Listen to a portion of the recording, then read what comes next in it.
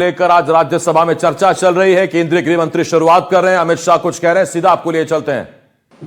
उसका आने वाले महान भारत की रचना में योगदान, इसके संकल्प के साथ जुड़ाव, ये सभी चीजों से हमारी आने वाली पीढ़ियां भी युक्त हो।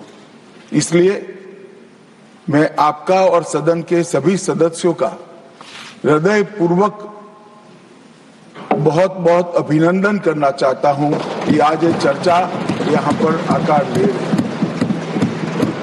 महोदय, हम सब सौभाग्यशाली हैं कि हम एक ऐतिहासिक पल के साक्षी भी बन रहे हैं और इसमें हिस्सा भी ले रहे हैं। ये महान सदन में जब वंदे मातरम की चर्चा हो रही है, तब कल कुछ सदन सदस्यों ने लोकसभा में प्रश्न उठाया था कि आज वंदे मातरम पर चर्चा की जरूरत क्या है।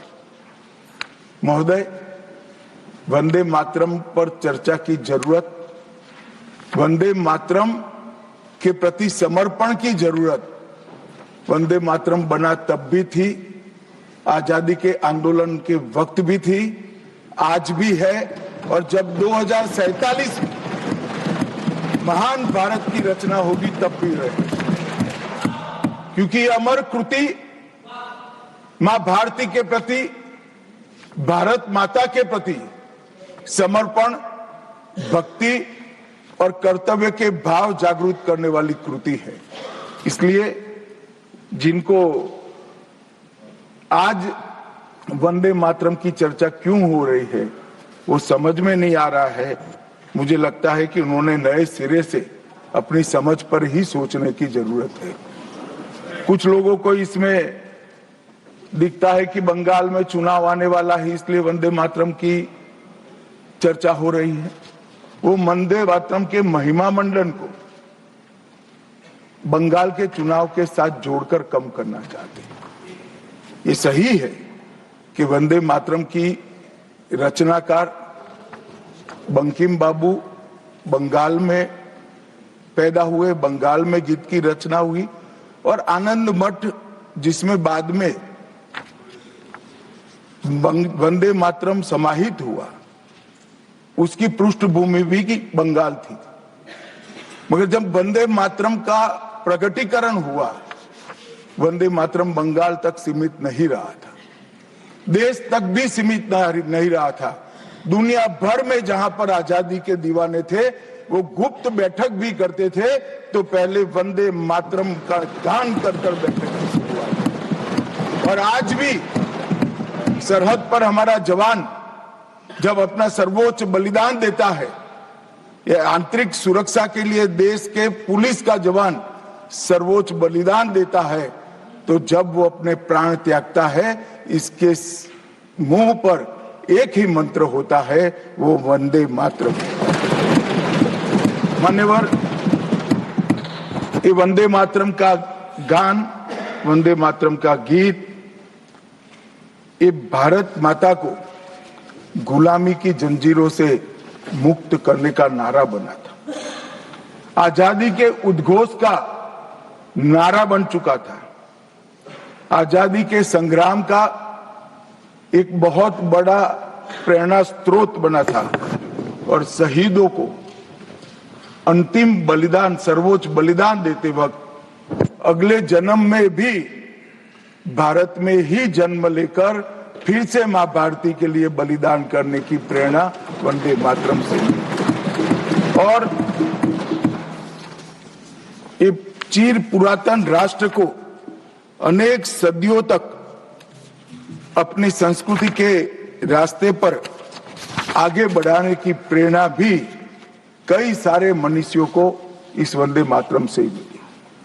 वंदे मातरम की दोनों सदनों में इस चर्चा से, वंदे मातरम के महिमा मंडन से, वंदे मातरम के गौरव गान से हमारे बच्चे, किशोर, युवा और आने वाली कई पीढ़ियां वंदे मातरम के महत्व को भी समझेगी और उसको राष्ट्र के पुनर्निर्माण का एक प्रकार से आधार भी बनाएगी। मान्यवर बंकिम चंद्र चट्टोपाध्याय जी ने 7 नवंबर 1875 को वंदे मातरम की रचना उनकी सार्वजनिक हुई। यह दिन कार्तिक शुक्ल नवमी का था। अक्षय नवमी या जगदात्री पूजा के रूप में यह दिन मनाया जाता है। और जब रचना की तब शुरू में कुछ लोगों को लगा कि एक उत्कृष्ट साहित्यिक कृति है, परंतु देखते देखते देखते वंदे मातरम का एक गीत देशभक्ति, त्याग और राष्ट्रीय चेतना का प्रतीक बन गया, जिसने हमारे आजादी के आंदोलन का रास्ता प्रशस्त किया। और कब वंदे मातरम की रचना हुई? वंदे मातरम की रचना की पृष्ठभूमि हम सब ने जरूर याद करनी चाहिए।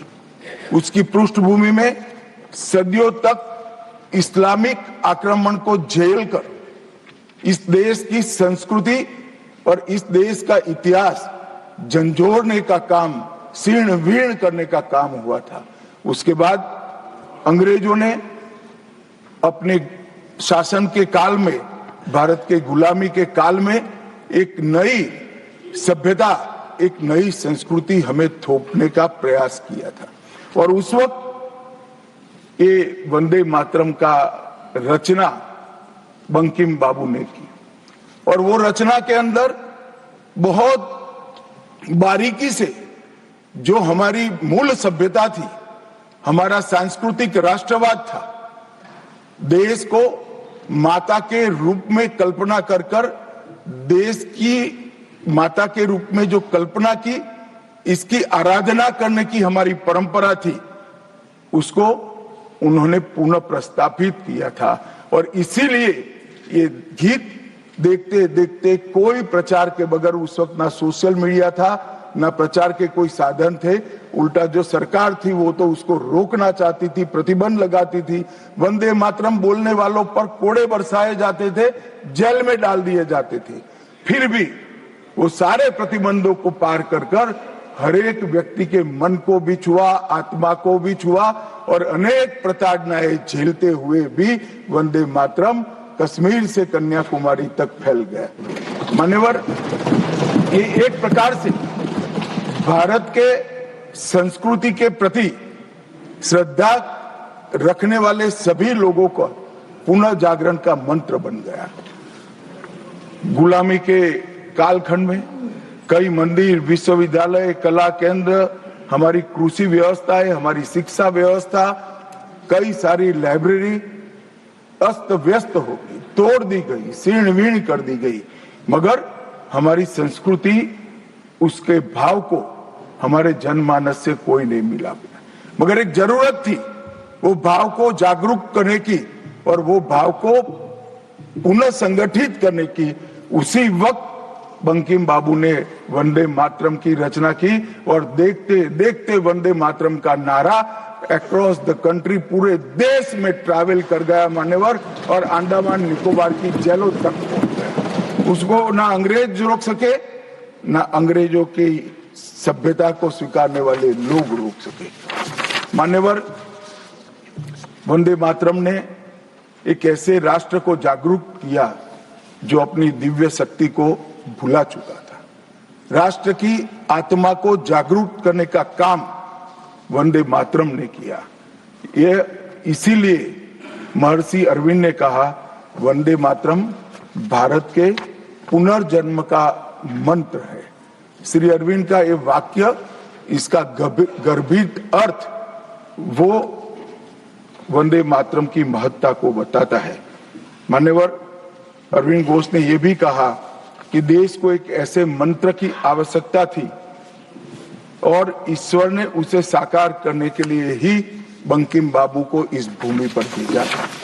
श्री अरविंद का वंदे मातरम के लिए भाव बच्चे बच्चे के लिए एक प्रेरणा स्रोत बन गया और हमारे आजादी का नारा बन गया।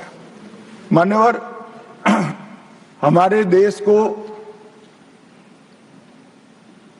जो लोग समझते हैं, लोग जो जानते हैं, वो सभी लोगों को मालूम है कि हमारा देश पूरी दुनिया में एक प्रकार से अनूठा देश है। दुनिया के कई देशों की रचना अधिनियमों से हुई, कहीं युद्धों के कारण हुई, कहीं युद्ध के बाद संधि के कारण हुई। भारत एकमात्र ऐसा देश है जिसकी सीमाएं कोई अधिनियम से तय नहीं की है।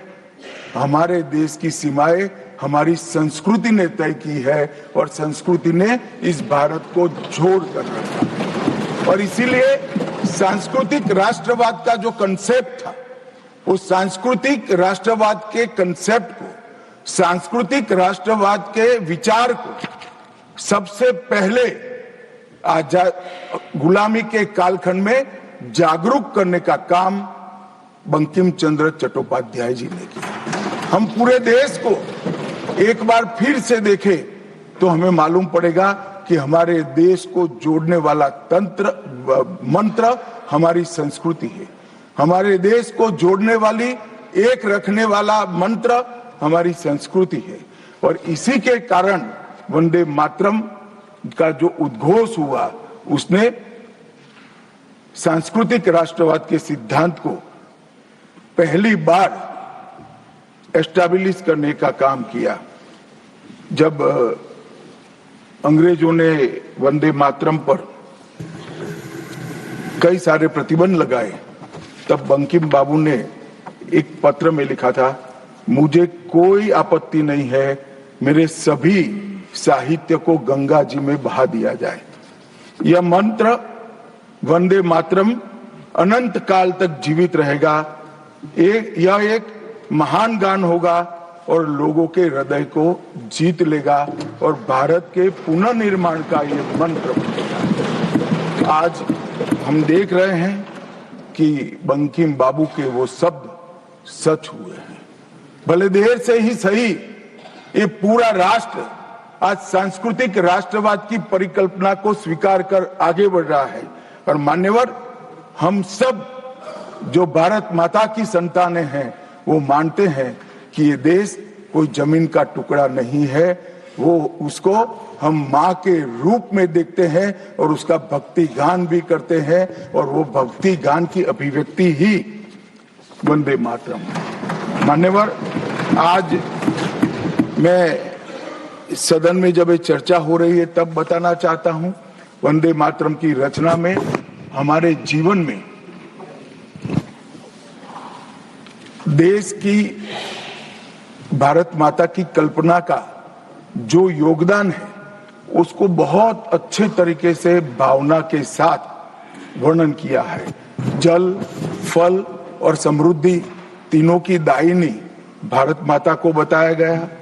शोभित पुष्पों से मन को प्रफुल्लित करने वाली भी भारत माता को बताया गया।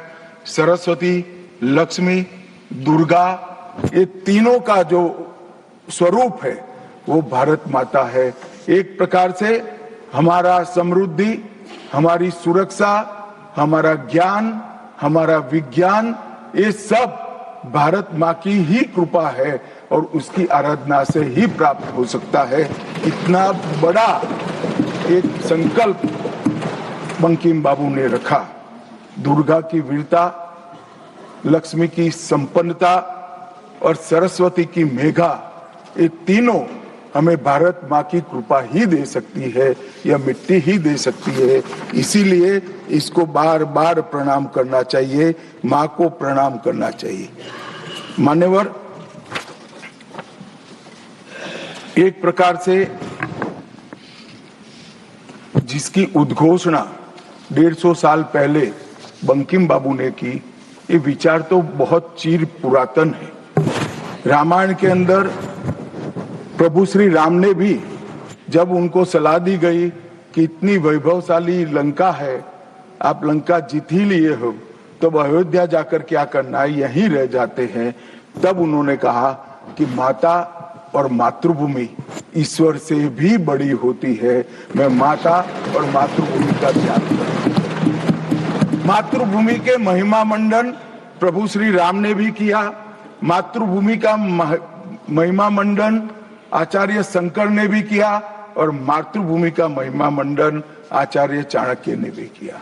ये सभी ने समय समय पर हमारे अस्तित्व को मातृभूमि के साथ जोड़ने का काम किया। मातृभूमि ही हमें पहचान देती है, वही हमें भाषा देती है, वही सभ्य जीवन जीने की संस्कृति का आधार बनाती है और वही हमारे जीवन को ऊपर उठाने का अवसर देती है। इसलिए मातृभूमि से ज्यादा कुछ हो नहीं सकता।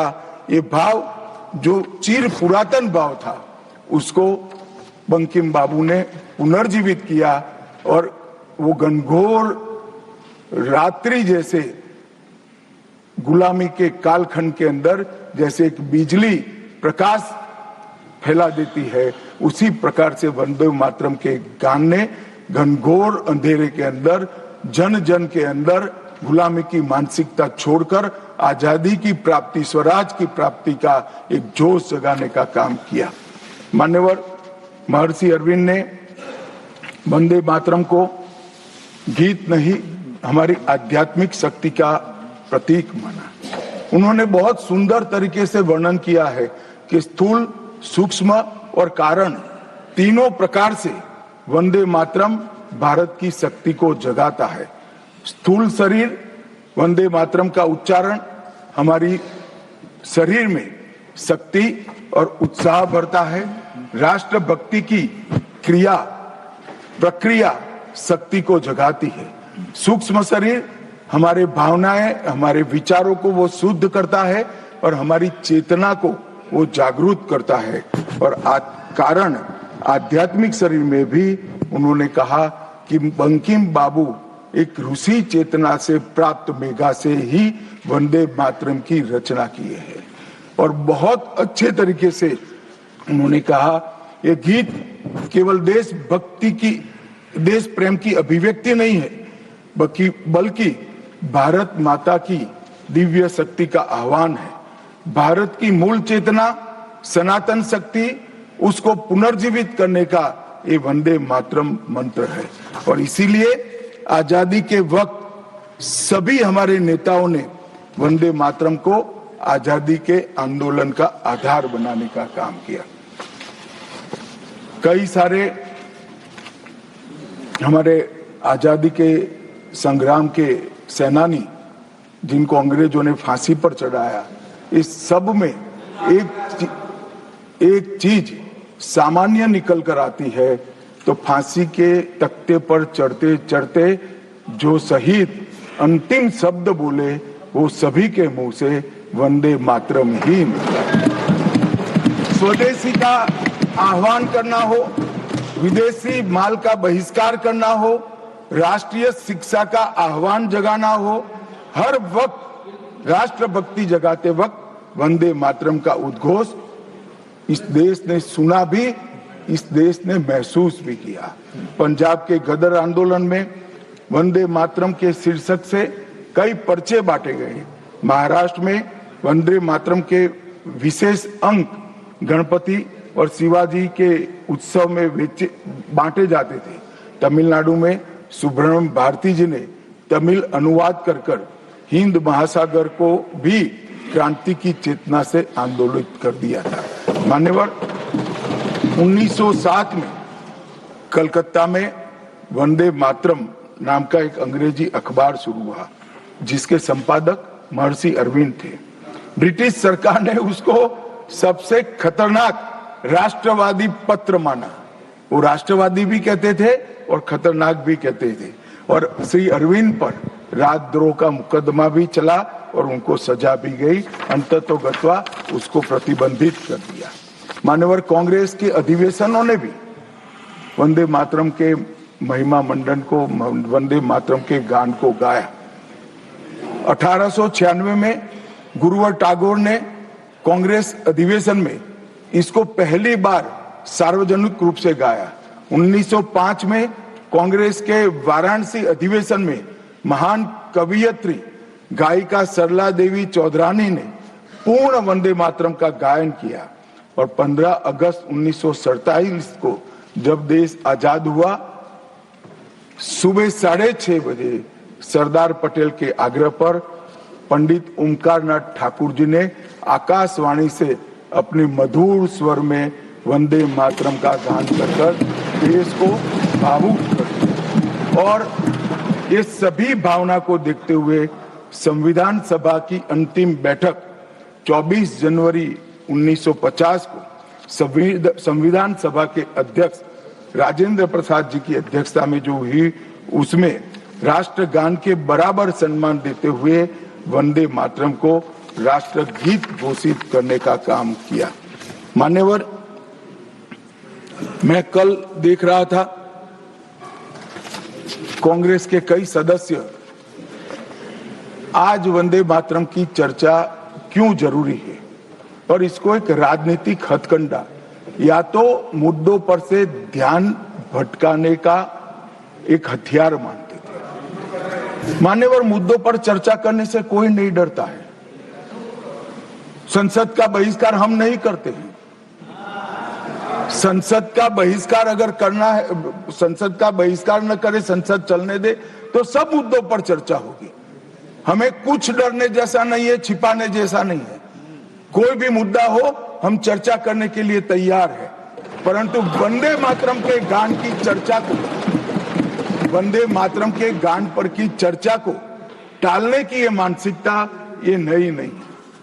मान्यवर, ये तो वंदे मातरम का 150वां साल है।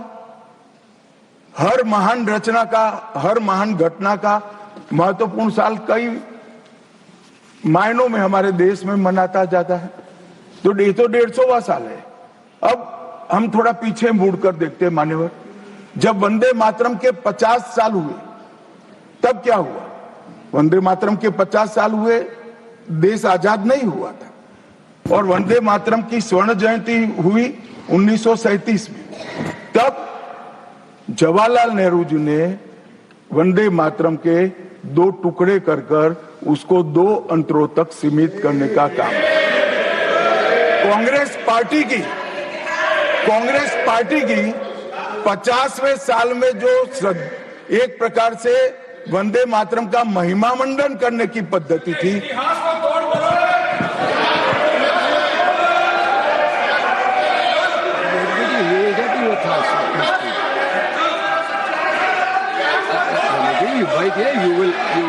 you will get your chance to speak now.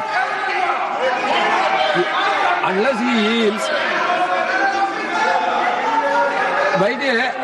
unless he yields, how I can? Unless he yields, how I can? मान्यवर, 1 मिनट में उनको बहुत समय दिया गया, अपने समय पर बोले ना, मुझे कोई आपत्ति नहीं। आपका समय, खड़गे साहब आपका समय आएगा। Garge ji, सभापति you are going to get your time. Please wait.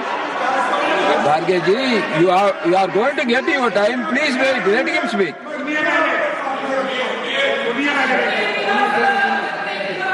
मान्यवर, 50वें पड़ाव पर वंदे मातरम को सीमित कर दिया गया। वहीं से तुष्टीकरण की शुरुआत हुई और वो तुष्टीकरण जाकर देश के विभाजन में पलटा। मान्यवर, मेरे जैसे कई लोगों का मानना है, कांग्रेस पार्टी को पसंद आए ना आए, अगर वंदे मातरम के तुष्टीकरण की नीति के तहत 2 टुकड़े न करते तो देश का बंटवारा नहीं होता और देश पूरा होता। मान्यवर, 50 साल के बाद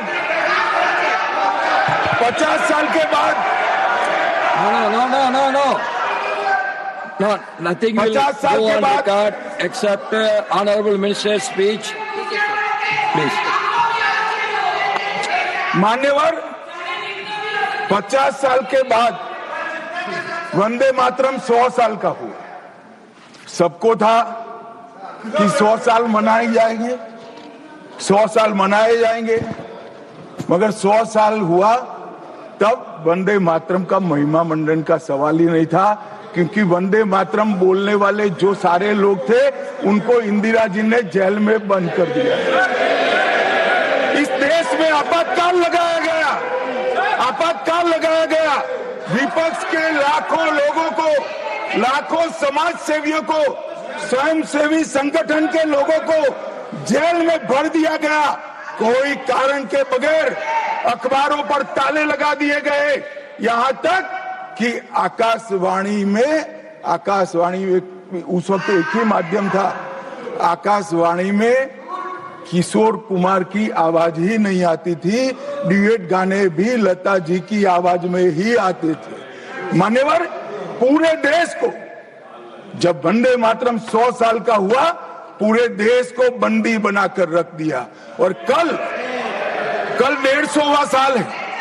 150वें साल में लोकसभा में चर्चा हुई। साहब, ये कांग्रेस पार्टी की स्थिति देखिए। जिस कांग्रेस पार्टी के अधिवेशनों की शुरुआत गुरुवर टैगोर जैसे लोग वंदे मातरम गा कर कराते थे। वंदे मातरम कांग्रेस पार्टी के आजादी के आंदोलन का एक मंत्र बना था। वो वंदे मातरम के महिमा मंडन करने के लिए जब लोकसभा में चर्चा हुई, गांधी परिवार के दोनों सदस्य नदारद थे, दो में से एक भी। वंदे मातरम का विरोध आज भी जवाहरलाल नेहरू से लेकर आज के कांग्रेस के नेतृत्व तक कांग्रेस के खून के अंदर था। मान्यवर,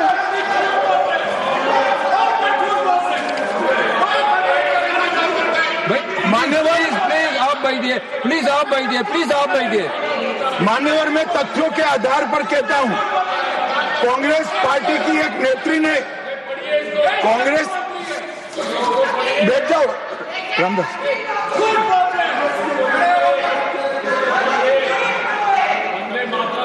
अरे दिग्विजय जी, अब नौकरी पक्की है इस आयु में, क्या कर रहे हो भैया?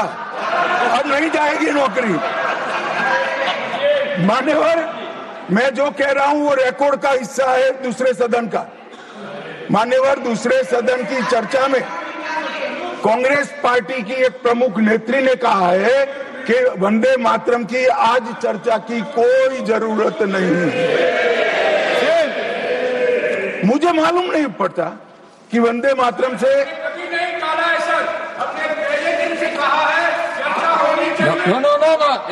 नेत्री क्या कहा? जयराम रमेश जी, प्लीज बैठिए, प्लीज आप बैठिए जी। साहब, माननीय सदस्य जयराम जी का प्रॉब्लम है कि वो सिर्फ विपक्ष की ही बात सुनते हैं, अपने नेताओं की बात को सुनते नहीं है। मैंने ऐसा नहीं कहा, आपने कहा है। मैंने ऐसा कहा कि लोकसभा में चर्चा में कांग्रेस पार्टी की एक प्रमुख नेत्री ने कहा है कि अभी इस समय वंदे मातरम की चर्चा की कोई जरूरत नहीं। ये रिकॉर्ड पर है, रिकॉर्ड पर।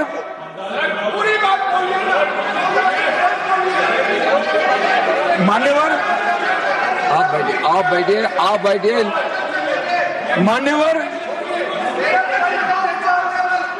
मान्यवर, जिस गीत को, जिस गान को महात्मा गांधी ने राष्ट्र की शुद्धतम आत्मा से जुड़ा हुआ गीत कहा, बिपिन चंद्र पाल ने एक राष्ट्र धर्म है जिसमें राष्ट्रभक्ति और कर्तव्य दोनों समाहित है, जिसकी अभिव्यक्ति वंदे मातरम करता है, वो वंदे मातरम का टुकड़ा करने का काम भी कांग्रेस पार्टी ने किया था। मान्यवर, अंतर्राष्ट्रीय स्तर पर भी वंदे मातरम ने हमारे आजादी के आंदोलन को गति देने का काम किया। श्यामजी कृष्ण वर्मा, मैडम भिखाजी कामा और वीर सावरकर ने जो भारत का त्रिवर्ण ध्वज निर्मित किया था, उस पर स्वर्णिम अक्षर में एक ही नाम था, वंदे मातरम। मान्यवर, बर्लिन के ओलंपिक्स में भी 1936 में गुलामी के कालखंड में भी जब हमारे हॉकी की हमारी टीम को उत्साह की जरूरत थी, प्रेरणा की जरूरत थी, कोच ने लाइन में खड़े कर भावपूर्ण तरीके से वंदे मातरम का गान किया और हम गोल्ड मेडल जीतकर आ गए। मान्यवर, भारतीय जनता पार्टी की रचना हुई तब से हमारी तो पार्टी की रचना ही सांस्कृतिक राष्ट्रवाद और ये देश अपने मूल संस्कृति के आधार पर, मूल विचारों के आधार पर चलना चाहिए, पाश्चात्य संस्कृति के आधार पर नहीं चलना चाहिए। इसीलिए हमारी पार्टी की स्थापना थी। मान्यवर, इस संसद में वंदे मातरम के गान को बंद करा दिया गया। अब फिर से खड़े हो जाएंगे कि नहीं नहीं नहीं, आप गलत बोल रहे हो, मगर इस रिकॉर्ड है मान्यवर महोदय। 1992 में भाजपा सांसद श्री राम नाईक ने एक शॉर्ट ड्यूरेशन डिस्कशन के माध्यम से वंदे मातरम को संसद में फिर से गाने की शुरुआत करने के लिए एक मुद्दा उठाया और उस वक्त प्रतिपक्ष के नेता लाल कृष्ण आडवाणी जी ने बहुत प्रमुखता के साथ लोकसभा के स्पीकर को कहा कि इस महान सदन के अंदर वंदे मातरम का गान होना चाहिए, क्योंकि संविधान सभा ने इसको स्वीकारा है। और फिर लोकसभा ने सर्वानुमत से 1992 में वंदे मातरम के गान की शुरुआत की। मान्यवर, हम जब वंदे मातरम की गान की शुरुआत कर रहे थे, उस वक्त भी मैं नाम देना नहीं चाहता, वरना औचित्य के सवाल उठाएंगे, कुछ टेक्निकल मुद्दे उठाएंगे, मगर इंडी अलायंस के ढेर सारे लोगों ने, मेरे पास नाम की सूची है, इनको आपत्ति नहीं हो तो मैं पढ़ सकता हूं, ढेर सारे लोगों ने कहा था कि हम वंदे मातरम नहीं गाएंगे, ना बोल दिया। और मैंने मेरी आंख से देखा है, कई सारे सदस्य वंदे मातरम होता है तो वंदे मातरम के गान के पहले संसद में बैठे होते हैं तो भी खड़े होकर बाहर चले जाते हैं। मैं आपको विश्वास से कह सकता हूं मान्यवर, ये कह रहे हैं कि कांग्रेस पार्टी पर झूठे आरोप लगाए। मैं विश्वास से कह रहा हूं, भारतीय जनता पार्टी का एक भी सदस्य वंदे मातरम के गान के वक्त सम्मान के साथ खड़ा न हो, ऐसा हो ही नहीं सकता, क्योंकि वंदे मातरम के गान के प्रति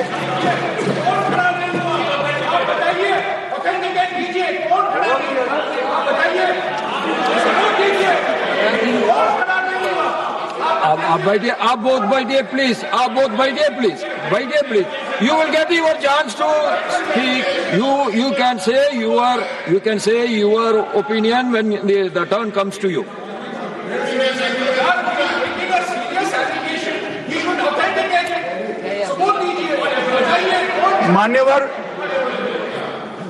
मान्यवर, अरे सुनो तो, बोल बोल क्या करते हो भैया, मुझे सुनो तो। मान्यवर, सम्मानीय सदस्य जी ने कहा है कि कौन कौन कांग्रेस पार्टी के लोगों ने वंदे मातरम नहीं गाने के लिए स्टेटमेंट दिया है और संसद के वक्त बाहर चले गए हैं। मैं इसकी सूची आज शाम होने के पहले सदन के पटल पर रख दूंगा। मेरा विनंती है कि वो कांग्रेस सदस्यों के नाम इस चर्चा का हिस्सा करने के लिए आप आदेश करिएगा। इस सदन की चर्चा के रिकॉर्ड पर रहना चाहिए कि कांग्रेस पार्टी के सदस्य वंदे मातरम का विरोध करते हैं। इस देश की जनता इनको जाननी चाहिए। मान्य, मैं दे देता हूं, दिग्विजय सिंह पढ़ लीजिएगा।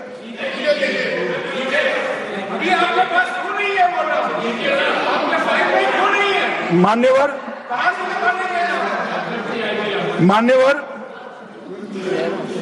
वंदे बंकिम चंद्र चटर्जी की, चट्टोपाध्याय जी की 130वीं जयंती पर हमारी सरकार ने, डाक विभाग ने एक स्टैंप जारी किया। स्वतंत्रता की 75 की वर्षगांठ के उपलक्ष्य में हर घर तिरंगा का अभियान भी हमने करा और उस वक्त हमारे प्रधानमंत्री जी ने जनता का आह्वान किया था कि तिरंगा फहराते वक्त वंदे मातरम बोलना नहीं भूलना चाहिए। और मान्यवर, ये वंदे मातरम की 150वीं वर्षगांठ, उसको भी भारत सरकार बहुत अच्छे तरीके से हमने मनाने का तय किया है। 1 अक्टूबर 2025 को केंद्रीय मंत्रिमंडल ने पूरा वर्ष वंदे मातरम के यशोगान में मनाया जाएगा, इसका प्रस्ताव पारित किया। 24 अक्टूबर 25 को राष्ट्रीय और अंतर्राष्ट्रीय स्तर पर समन्वयित कार्यक्रमों की रूपरेखा तय की गई। माननीय प्रधानमंत्री जी ने भारत माता को पुष्पांजलि देकर 7 नवंबर 25 को नई दिल्ली में ये वर्ष का शुभारंभ किया। उसका चरण 1 नवंबर में हो चुका है, चरण 2 जनवरी 26 में होगा, चरण 3 अगस्त 26 में होगा और चरण 4 नवंबर 26 में होगा। स्मारक डाक टिकट का वो भी हम जारी कर चुके हैं, सिक्का भी जारी कर चुके हैं। वंदे मातरम नाद एकम रूप अनेकम ऐसे शीर्षक से 75 वादकों द्वारा विशेष सांस्कृतिक प्रस्तुतिकरण की रचना भी हो चुकी है और सुबह 10 बजे उस दिन 7 नवंबर को देश भर में सामूहिक वंदे मातरम का गान भी भारत सरकार के आह्वान पर देश की जनता ने किया। मान्यवर, वंदे मातरम के 150 वर्ष इसकी डॉक्यूमेंट्री और प्रदर्शनी बनाई गई है हर जिला सेंटर पर, और हो सके तो तहसील सेंटर पर उसको दिखाया जाएगा। डिजिटल मोड पर करोड़ों लोगों को वो प्रदर्शनी भी भेजी जाएगी। ऑल इंडिया रेडियो, दूरदर्शन और एफएम चैनलों पर विशेष कार्यक्रमों को प्रसारित करने का हमने आयोजन किया है। प्रेस सूचना ब्यूरो द्वारा टायर T2 और टायर 3 शहरों में चर्चा सभाएं का आयोजन होने वाला है। सभी भारतीय दूतावासों में वंदे मातरम आधारित सांस्कृतिक संध्याएं आयोजित होने वाली है। Vande Mataram salute to mother earth के तहत वृक्षारोपण अभियान चालू है। हाईवे पर देशभक्ति आधारित वंदे मातरम के इतिहास को दर्शाते हुए भित्ति चित्र भी हम रखने वाले हैं। रेलवे स्टेशन और हवाई अड्डों पर LED डिस्प्ले के माध्यम से सार्वजनिक घोषणा भी होगी और वंदे मातरम और बंकिम चंद्र चट्टोपाध्याय जी पर 25 लघु फिल्में 1-1 मिनट की बनाने का भी हमने शुरुआत कर लिया है। मान्यवर, देश के प्रधानमंत्री जी ने लाल किले से अमृत काल के लिए पंच प्रण की घोषणा की थी। इसमें एक, जब देश आजादी की शताब्दी मनाता हो उस वक्त विकसित भारत का लक्ष्य हमने तय करना है। गुलामी की हर मानसिकता से मुक्ति प्राप्त करनी है।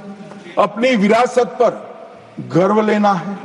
देश की एकता और एकजुटता और अखंडितता को हमें संभाल कर रखना है और नागरिकों में कर्तव्य की भावना को हमें आगे बढ़ाना है।